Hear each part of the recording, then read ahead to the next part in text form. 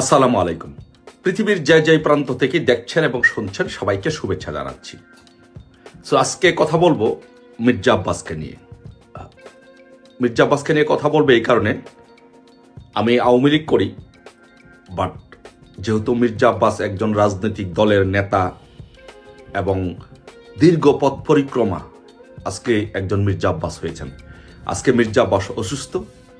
আমি মির্জা আব্বাসের সুস্থতা কামনা করছি এবং আল্লাহর কাছে দোয়া করছি মির্জা আব্বাস যেন দ্রুত সুস্থ হয়ে ওঠেন। এটি আল্লাহর কাছে একজন মানুষ হিসাবে, একজন রাজনৈতিক কর্মী হিসাবে এটি আল্লাহর কাছে আমার ফরিয়াদ যে মির্জা আব্বাস যেন খুব দ্রুত সুস্থ হয়ে ওঠেন। কিন্তু আমার প্রশ্ন হচ্ছে, আমার যে কথাটা আমি বলতে চাই সেই কথাটি হচ্ছে শুধু মির্জা আব্বাসের বেলায় নয়, অন্যদের বেলাও আমি বলবো। বাট মির্জা আব্বাস যেহেতু এখন সিঙ্গাপুরে গিয়েছেন চিকিৎসার জন্য, মির্জা আব্বাসের কথা বলবো, তারপর অন্যদের কথাগুলো বলবো। মির্জা আব্বাস একজন রাজনীতিবিদ, একজন প্রবীণ দেশের সিনিয়র সিটিজেন, তাতে কোনো সন্দেহ নয়, সবকিছু ঠিক আছে। তো মির্জা আব্বাস একজন রাজনীতিবিদ হিসাবে দেশের রাজনীতিবিদদের কাছে, দেশের জনগণের কাছে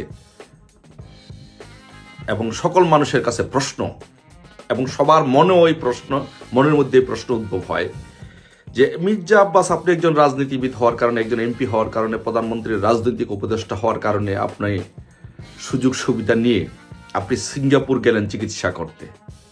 তো তাহলে এই দেশের যে সাধারণ জনগণ, 18 কোটি 20 কোটি মানুষ, তারা কি সবাই সিঙ্গাপুর যেতে পারবে চিকিৎসার জন্য? তো তারা যদি সবাই সিঙ্গাপুর চিকিৎসার জন্য যেতে না পারে, তাহলে আপনি সিঙ্গাপুরে চিকিৎসার জন্য গেলেন, যে আপনি যে সিঙ্গাপুরে চিকিৎসার জন্য গেলেন, তাহলে এদেশের জনগণের জন্য আপনারা কি ব্যবস্থা করলেন? এদেশের মানুষের জন্য কি ব্যবস্থা করলেন? এদেশের প্রত্যেকটি মানুষ কি সিঙ্গাপুরে যেতে পারবে চিকিৎসার জন্য? সিঙ্গাপুরের সাথে কি আপনাদের কোনো চুক্তি আছে যে দেশের কোনো মানুষ যখন অসুস্থ হবে তবে সিঙ্গাপুরে যে চিকিৎসা করতে পারবে? নাই। তার মানে হচ্ছে আপনি রাজনীতিবিদ হওয়ার কারণে আপনি অগাধ টাকার মালিক হয়েছেন, অগাধ সম্পত্তির মালিক হয়েছেন। আপনার নিজের জীবনকে আপনি অন্য 18 কোটি 20 কোটি মানুষের জীবনের চাইতে আলাদা করে দেখছেন।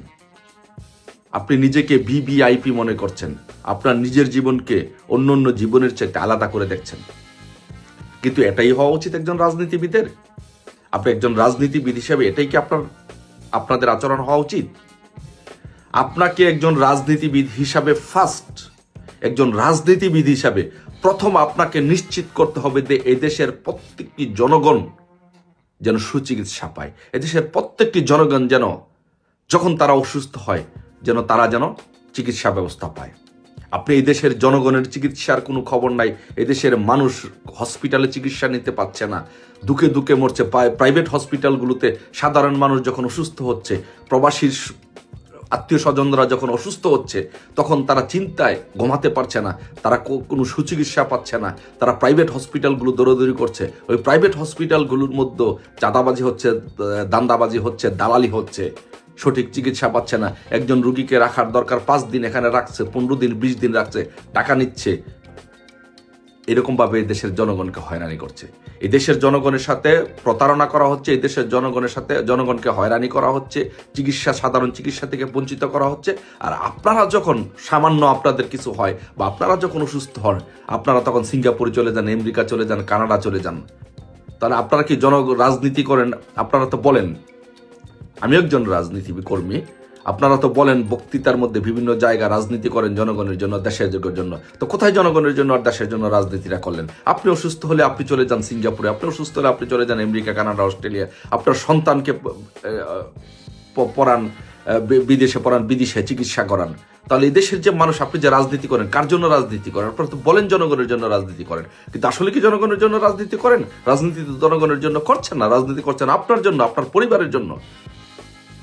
তাই আমি এই দেশের সকল রাজনীতিবিদদের একইভাবে, আমি যেহেতু একটা দলের রাজনীতি করি, আমি একইভাবে বলছি, আমাদের কাদের ভাই যখন অসুস্থ হন তখন এয়ার অ্যাম্বুলেন্স করে তাকে সিঙ্গাপুরে নেওয়া হয়েছিল। তো কাদের ভাই তখন দলের সাধারণ সম্পাদক। কাদের ভাইদের উচিত ছিল, কাদের ভাই যখন সিঙ্গাপুর গিয়েছিল, সিঙ্গাপুর থেকে আসার পরে উচিত ছিল যে আমি এদেশের জনগণের জন্য, সাধারণ জনগণের জন্য চিকিৎসা সেবা নিশ্চিত করতে হবে। আমি যখন অসুস্থ হই তখন আমাকে সিঙ্গাপুরে নিতে হয় কেন? আমার চিকিৎসা এখানে হয় না কেন? 18 কোটি মানুষের, 20 কোটি মানুষের চিকিৎসা সেবা কি সিঙ্গাপুরে হয়? হয় না, এদেশই হয়। তাহলে আপনি আলাদা করে নিজেকে আলাদা করে দেখছেন কেন? আপনার জীবনকে সাধারণ জনগণের চাইতে, মানুষের জীবন থেকে আলাদা করে দেখছেন কেন? আপনি তো জনগণ থেকে আলাদা না। আপনি জনগণের নেতা, জনগণের প্রতিনিধি, জনগণ ভোট দিয়ে আপনাকে বানিয়েছে জনগণের সেবা করার জন্য। কিন্তু জনগণকে বঞ্চিত করে আপনারা গিয়ে বিদেশে চিকিৎসা নিচ্ছেন, বিদেশে সবকিছু করছেন, আর জনগণ এই দেশে চিকিৎসা সেবা পাচ্ছে না। এটা হতে পারে না। এটা কোনো রাজনৈতিক ভাষা হতে পারে না, এটা কোনো রাজনৈতিক আচরণ হতে পারে না, এটা কোনো মানবিক মূল্যবোধের দৃষ্টিকোণ থেকে এটাকে বিবেচনা করা যায় না।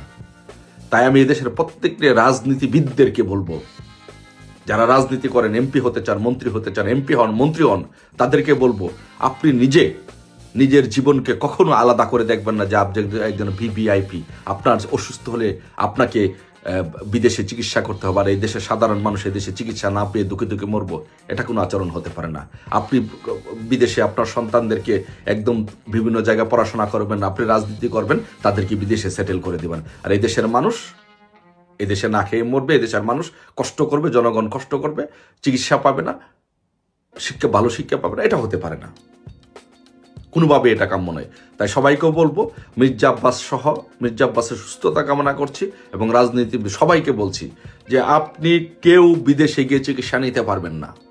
যদি বিদেশে গিয়ে চিকিৎসা নেন তাহলে দেশের 18 কোটি 20 কোটি জনগণের জন্য বিদেশে চিকিৎসার ব্যবস্থা করতে হবে, আর নয়তোবা বাংলাদেশে সবাইকে চিকিৎসা নিতে হবে। চিকিৎসা ক্ষেত্রটাকে উন্নত করতে হবে, স্বাস্থ্য সেবাটাকে উন্নত করতে হবে, যেন এদেশের মানুষ, প্রত্যেকটা মানুষ যে কোনো বিপদে আপদে, যত বড় অসুস্থ হোক না কেন, এই দেশে চিকিৎসা নিতে পারে।